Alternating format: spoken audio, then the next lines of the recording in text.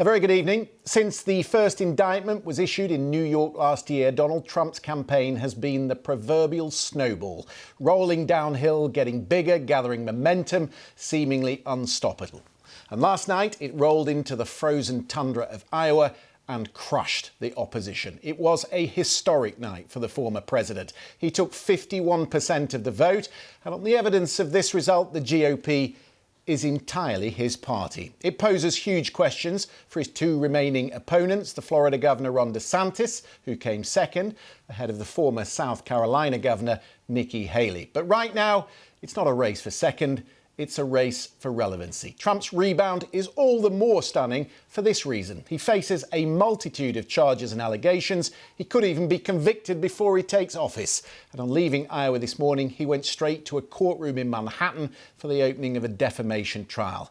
The court case now part of the campaign. I really think this is time now for everybody, our country, to come together. We want to come together, whether it's Republican or Democrat or liberal or conservative. It would be so nice if we could come together and straighten out the world and straighten out the problems and straighten out all of the death and destruction that we're witnessing. It's practically never been like this. It's just so important, and I want to make that a very big part of our message. We're going to come together. It's going to happen soon, too.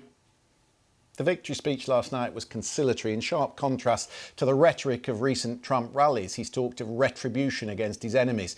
He's labelled political opponents as vermin. He's warned the immigrants that are streaming across the southern border are poisoning the blood of the nation. And they love him for it. The Republicans want a fighter. They're suspicious of the Washington elite, and they are deeply frustrated with the left and the perceived woke agenda. So where does this all go from here? Is there still a race for the Republican nomination? And if he was to return to the White House, what would a Trump second term mean for the rest of us? Who better to steer us through all of that than our US special correspondent, Katty Kay. A very good evening to you. Welcome back to the set, to the programme. It's lovely to have you alongside. Hey, Christian.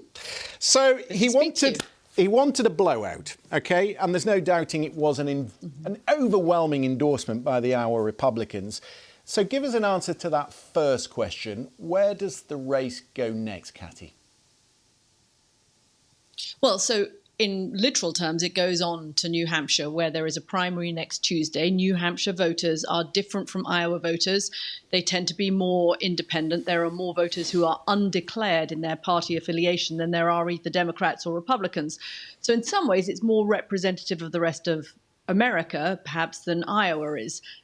Nikki Haley, Ron DeSantis, Donald Trump will all go there. At the moment, Nikki Haley is a little bit behind Donald Trump in the New Hampshire polling.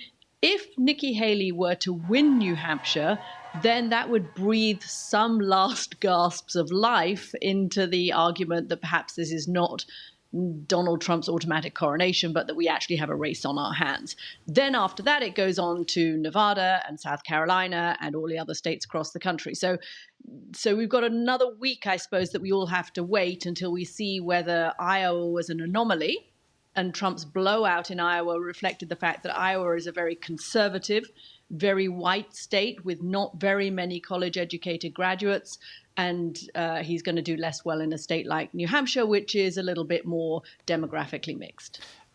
I want to put on the screen for our viewers some figures that CNN showed this morning. These are exit polls last night. 65% of those who voted say they will support Donald Trump even if he is convicted. 66% of voters don't think Biden legitimately won the 2020 election. For those who, like Joe Biden, believe this is the most undemocratic president in American history, Katty, they'll look at these figures with utter dread. Yeah, now it's interesting, those numbers, isn't it? They're actually entrance polls, not exit polls. Iowa, as you remember when we were there, is wonderful and quirky in many ways. They don't do exit polls. They poll people but as they go in, perhaps because after 2 hours of caucusing in a school hall in Iowa, you're fed up to the back teeth of politics and you don't want to talk about it anymore. And so you reject all idea of being polled on the way out. So you get polled on the way in. Now, that's 60% who think that if he's convicted, they would still vote for him. Let's flip that and say that means that 30% wouldn't vote for him. Now, that's 30% of a very conservative electorate that is very much friendly to Donald Trump in the middle of the country say they wouldn't. Also, add to that 60% of Nikki Haley's voters in Iowa last night, also in these entrance polls, said they won't vote for Donald Trump if he is the Republican nominee. It's not very big numbers, but you know this, Christian. The last election was only won by 100,000 votes in 5 different states. So you need tiny, tiny, tiny margins. Now, the White House today is thinking, okay, yeah, Donald Trump won by a blowout. Clearly, he's still very popular with the Republican base, but peel away some of these numbers. All you have to do is chip away at the odd, literally the odd 1,000 votes here and there in Georgia, in Arizona, in Wisconsin, and you have the potential to have a much more competitive race in November. So you can twist those numbers either way. You can say, yeah, that's crazy. So many people think that Donald Trump actually won the 2020 election, and so many people don't care, even if he's convicted felon in a federal court, they're still going to vote for him. But from the White House's point of view, there are sort of also, I think, glimmers of hope there for Biden's re-election chances. You wrote a really interesting piece for BBC Online this week on what the rest of the world sees here. Split that down for us. How will they view last night's result? Look, I mean, you know, the world is always interested in American elections. America matters around the world in a way that kind of no other country arguably still does. And so there's always a huge amount of attention. But I think this time around, partly because of the prospect of Donald Trump returning, partly because there are 2 hot wars America is involved in even if indirectly, in Gaza and in Ukraine at the moment, there is an enormous focus on whether we are going to have a change of policy in November in the White House that would impact the rest of the world. Now, some countries around the world, and this was interesting in my reporting, some countries around the world would welcome a return of Donald Trump. I think we always assume that not everybody would, but there are definitely countries in the Middle East, for example, where Joe Biden has been pretty critical of some of the leadership that might say, you know what, we want Donald Trump back again. There are countries with populist leaders that may say we're going to get a better deal if Donald Trump is back again. But there are an awful lot of America's allies, and you must hear from them all the time, Christian, in Europe, in parts of Asia, that look on the prospect of Donald Trump returning, you know, with some alarm and consternation, as we've been hearing from world leaders. And nowhere is that more true than in Ukraine, which is literally depending on America to keep its war going. Yeah, well, I do hear that, but I hear it largely in private. I think the only European leader that I've heard in recent weeks express the concern that is out there is Christine Lagarde, the president of the ECB, who said last week, if we're to draw lessons from history, meaning the way he ran the first 4 years of his mandate, it is clearly a threat. Now, there will be others that privately share that view, and they will worry, Katty, that in a second term, the restraints that might have been there the first time around will be removed. Yeah, I mean, actually, I had an interesting conversation with Senator Coons, who you've spoken to as well many times, who is co-chair of Biden's re-election campaign and very close to President Biden. And he said to me that there has not been a single conversation with a world leader or a global foreign secretary in the last 3 years in which at some point he has not been asked this question, is it really possible that America could re-elect Donald Trump? And he said to me, yeah, and I have to tell them, yeah, it is possible that America would have to re-elect Donald Trump. I thought Christine Lagarde's comments were interesting, and she kind of stuck her neck out in a way, in public, in a way that maybe considered indiscreet. She's certainly not a world leader. She's not running a country. She's not up for re-election, although she would probably find it pretty uncomfortable if she carried on being head of the ECB and Donald Trump is re-elected.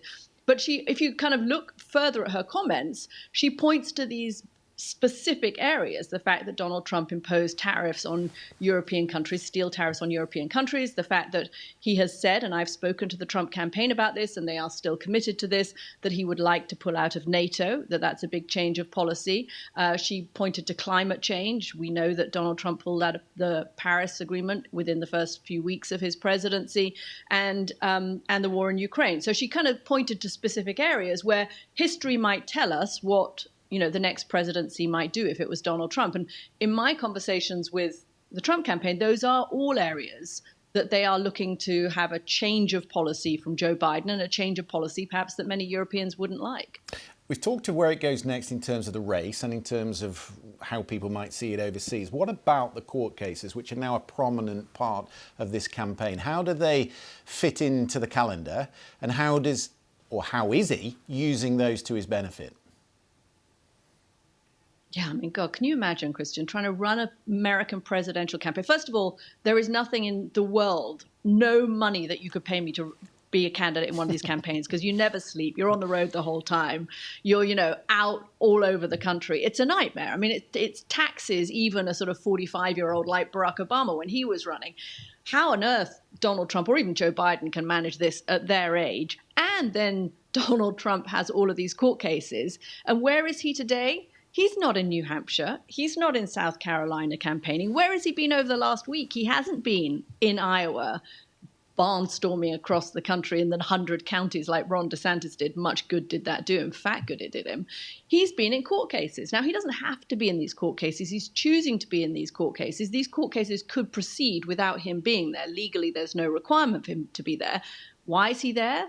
Because look at the polling. Donald Trump last year saw a direct uptick in his polling amongst Republican voters when Alvin Bragg indicted him in the Stormy Daniels case, fraud case, election campaign fraud case, back early last summer. We all watched all of those pictures. Well, that did wonders for Donald Trump's campaign. And we've seen that with every indictment that he's had, he clocks up a bit more campaign fundraising and he gets a boost in the polls. And now there have been so many that Republican voters, you mentioned them in Iowa last night, say they all think this is a witch hunt. That's why he's turning up in these courtrooms, because this is fantastic campaigning opportunity for him. Now, is it going to be a problem for him when he actually goes through these trials, some of the ones like the Jack Smith trial and the January the 6th, and people are reminded and they see the images again of January the 6th and the storming of the Capitol that we reported on that day?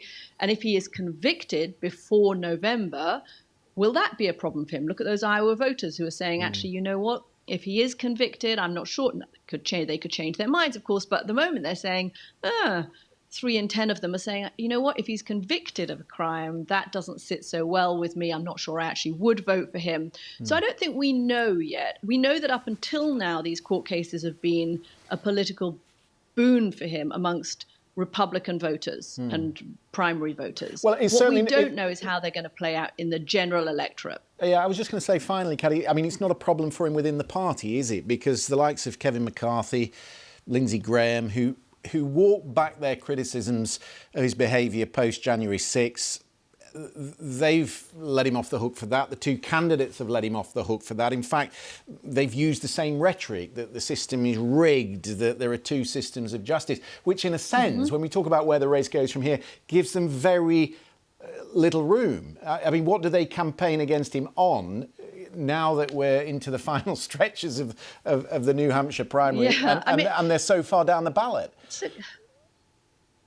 I think it's a great question. I mean, does Nikki Haley, because I think it's really only Nikki Haley that matters at this point, because although Ron DeSantis did better than expected in Iowa, he's nowhere in New Hampshire. He hasn't really campaigned there. He doesn't have support there. So we're going to come out of New Hampshire with the idea that probably this is a 2-person race. I think it's a 1-person race. I think Donald Trump has it. But what does Nikki Haley do to try and increase her chances? Does she suddenly come out full-throated and attack Donald Trump?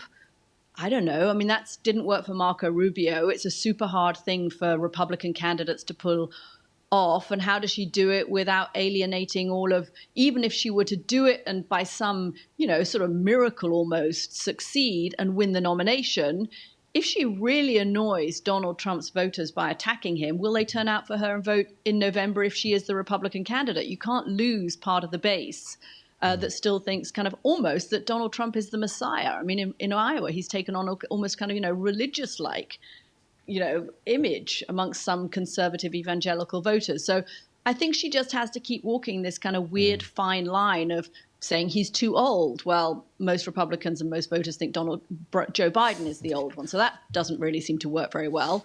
Say that he's followed by chaos, and I guess reiterate that. Maybe that works a little bit better for her. I don't think we're going to see a sudden new Nikki Haley going into New Hampshire or coming out of New Hampshire. I've enjoyed this. You don't miss this? I've enjoyed Shall I send it too. my Yes, I'll be agent? back. Can I get your If you'll agent have to talk me. to my You're agent? It's very hard. My people will talk to your people. It's very hard to get on Do you your know, show, I was telling the Christian gang Fraser. I mean, upstairs, you're very sought after. So I phone every day, but nobody picks up. Really. I was telling my So gang, I it's went into the dry discouraging. cleaners last week. There was a woman having her jacket pinned, and she looked at me and she sort of recognised me faintly. And then she said, "Oh, you're Katty Kay's sidekick." I said, "Yes, I am forever Katty Kay's sidekick." Yeah, right. I am forever Katty Kay's sidekick. We'll Can't be escape back. it. We'll be Lovely back. to see you.